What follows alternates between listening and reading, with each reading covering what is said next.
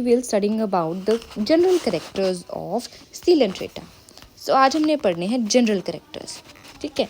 Coelenterata को Coelenterata क्यों बोलते हैं कि इसके अंदर एक कैविटी होती है जिसका नाम सिलेंट्रोन होता है और गैस्ट्रोवैस्कुलर कैविटी होती है. आपने यूजुअली ऐसा स्ट्रक्चर देखा होगा ऐसा करके. दिस कैविटी, ये वाली cavity is called gastrovascular cavity and it's also known as coelenteron. This cavity is also known as coelenteron. ठीक है, इसलिए इसको सिलेंट्रेटा बोलते हैं क्योंकि इसके अंदर जो कैविटी है उसको हम सिलेंड्रॉन बोलते हैं. इसका एक और नाम दैट इज नाइडेरियंस. अब नाइडेरियंस क्यों बोलते हैं इसको? क्योंकि इसके अंदर एक स्पेशलाइज्ड सेल होता है जिसका नाम नाइडोब्लास्ट होता है. There is the presence of a cnidoblast cells जिसको हम स्टिंगिंग सेल भी बोलते हैं. वो आउटर सरफेस पे, वो एपिडर्मिस पे पाया जाता है. तो सबसे पहले इसका हैबिटेट क्या है? एक्वेटिक में रहता है. मोस्टली मरीन होते हैं जैसे ओबेलिया, फाइजेलिया. सिर्फ एक फ्रेश वाटर हमारे पास सिलेंट्रॉन है that is known as hydra. पूरा फाइलम है दैट इज मराइन, बट एक हम जो पढ़ते हैं fresh water that is hydra.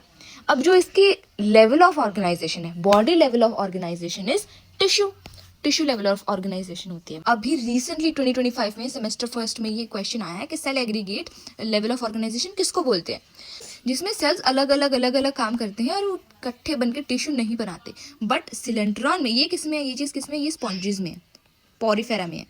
अगर इसकी बात करें सिलेंट्रेटा की तो इसमें टिश्यू लेवल ऑफ ऑर्गेनाइजेशन है. समझ आया? उसके बाद ये डिप्लोब्लास्टिक है, मतलब इनके जो बॉडी वॉल है उसमें सिर्फ 2 जर्म लेयर्स है, मीन्स 2 जर्म लेयर्स. ऑलराइट, सिर्फ 2 जर्म लेयर्स हैं. एक तो इसमें एक्टोडर्म है, एक इसमें एंडोडर्म है. बीच में जो मेसोडर्म होती है वो नहीं है, उसकी जगह पे मीजोग्लिया या मीजोकाइन जैसा सब्सटेंस पाया जाता है जो प्रोटीनेशियस होता है, नॉन सेलुलर होता है, सेल से बना हुआ नहीं होता. उसके बाद रेडियली सिमेट्री है, ये हमें पता है, रेडियली सिमेट्रिकल होता है. Incomplete digestive system. अब मैं अगर इनकम्प्लीट पढ़ रही हूँ तो पहले मुझे कंप्लीट बताना चाहिए क्या होता है. तो कंप्लीट एक ऐसा सिस्टम है जिसमें सबसे पहले माउथ है, ठीक है, और ये एलिमेंट्री कैनाल जा रही है और एंड कर रही है एक टाइप पे इनस पे एंड कर रही है. कंप्लीट गट है, कंप्लीट है. इनकम्प्लीट का क्या मतलब है कि सिर्फ माउथ है, इनस उनस कुछ नहीं है. माउथ से इंजेशन होएगी, माउथ से ही इजेशन होएगी.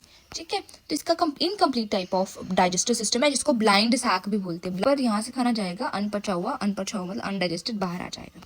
ठीक है, माउथ से इंजेशन होगी, माउथ से इजेशन होगी. रेडियली सिमेट्रिकल है, बट जो हमारे पास सी एनिमोन है वो रेडियल सिमेट्री क्या होती है? बाय क्यों आया यहाँ पर? क्योंकि सिर्फ 2 प्लेन्स हैं जिससे हम इसको कट कर सकते हैं. फॉर एग्जाम्पल इसको ऐसे कट करें तब भी हमें सिमेट्री दिख रही है, और हम इसको ऐसे कट करें तब भी सिमेट्री दिख रही है. अब सर्कल में तो हम कैसे भी कट करें तब भी सिमेट्री दिखेगी, बट आप ऐसा ऑर्गेनिज्म सोचो जिसमें अगर एक यहाँ से कट करें सिमेट्री दिखेगी और यहाँ से कट करें सिमेट्री दिखेगी, और कहीं से हम कट करते रहे हमें सिमेट्री नहीं दिखेगी. डिलेंट्रेटास की बात करें, ससाइल भी हो सकते हैं. ठीक है, फ्री स्विमिंग भी है, ससाइल भी है. ससाइल मतलब एक सबस्ट्रेटम के साथ जुड़े रहते हैं, और फ्री स्विमिंग मतलब ओशन में या लैंड में जहाँ पर भी जैसे मराइन तो घूमते रहते हैं वो पानी में. ठीक है, इसके 2 फॉर्म्स पाए जाते हैं. ये तो एक सेक्सुअल फॉर्म जो पॉलिप है, और एक है sexual form that is medusa free moving होता है, और जो हमारे पास पॉलिप है वो सेसाइल होता है. ठीक है, digestion is actually intercellular and partially intracellular, मतलब सेल्स के अंदर भी थोड़ा बहुत डाइजेशन होता है और सेल्स के बाहर भी डाइजेशन होता है. ठीक है, अब अगर बात करें पॉलीमॉर्फिज्म शो करता है, जो मैंने यहाँ ये चीज बताई that comes in polymorphism. Polymorphism क्या होता है? It is the presence of different types of forms in a single organism जो डिवीजन ऑफ लेबर का काम करते हैं. फॉर एग्जाम्पल अब एक ही ऑर्गेनिज्म में दोनों पाए जाते हैं, ये भी पाया जाता है ये भी पाया जाता है, बट ये किस टाइम पे पाया जाता है? जब हमने एसेक्सुअल जनरेशन बनानी हो. ये कब पाया जाता है? जब हम सेक्सुअल जनरेशन सेक्सुअली हम जनरेट करें. ठीक है, आगे है जो इसका नर्वस सिस्टम है that is synaptic type of diffuse type of nervous system. जो गोनाड्स हैं वो गोनोडक्ट के बिना है, गोनोडक्ट नहीं है, गोनोडक्ट के बिना है. प्लेन्यूला लार्वा पाया जाता है. एसिलोमेट्स है. मतलब आगे बात करें तो ये कुछ एग्जाम्पल्स हैं, जैसे फ्री स्विमिंग है, ऑरेलिया. सेडेंट्री हो गए, कॉरल्स एंड ओबेलिया सेडेंट्री रहते हैं. फ्री फ्लोटिंग मतलब जो हवा के जो पानी के साथ फ्री फ्लोट करते हैं. ये फाइजेलिया ये स्विम करता है, मतलब ये अपना फोर्स लगा के ऐसे होते हैं ना ये ऑरेलिया जेलीफिश. ठीक है, तो ये खुद का फोर्स लगा के स्विम करते हैं. फ्री फ्लोटिंग मतलब जो जैसा बहा के ले जाए वहां चले जाएंगे. फाइजेलिया कॉलोनी में भी रहते हैं. एपिजोइक मतलब ये एनिमल्स के ऊपर. जूवेंथस एपिजोइक. जूवेंथस क्या है? एनिमल्स के ऊपर रहता है. स्केलेटन इसका एंडो भी होता है, एक्सो भी होता है। स्केलेटन है। सी एनीमोनिया में दो चीज़ें पड़ी, एक तो बायरेडियल सिमेट्री पाई जाती है और इसमें स्केलेटन भी नहीं होता, ठीक है। और एक हाइड्रोलिक टाइप का हमारे पास स्केलेटन होता है। स्केलेटन मतलब फ्लूइड पाया जाता है गैस्ट्रोवैस्कुलर कैविटी में, जिसको हम सिलेंट्रॉन भी बोलते हैं, जिसके नाम पे हमारे सिलेंट्रेटा पड़ा है। अब न्यूट्रिशन जो है वो कार्निवोरस है एंड होलोजोइक है। डाइजेस्ट नहीं कर सकता, वो स्टार्च को डाइजेस्ट नहीं कर सकता। क्यों नहीं कर सकता? क्योंकि इसके पास अमाइलेज नहीं होता। अमाइलेज एक ऐसा एंजाइम है that is responsible for digestion of carbohydrates. आगे बात करें तो रेस्पिरेशन इसकी बॉडी सरफेस से होगी, डिफ्यूजन से।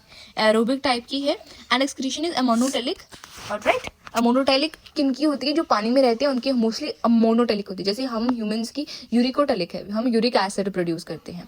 जो सेमी होती हैं, जो कभी पानी में चले जाएं, कभी लैंड पे आ जाए, उनकी यूरियोटेलिक होती है, उनकी यूरिया रिड्यूस होता है। हमारे में से यूरिक एसिड एंड इनमें से जो पानी में रहते हैं वो अमोनोटेलिक होते हैं मोस्टली।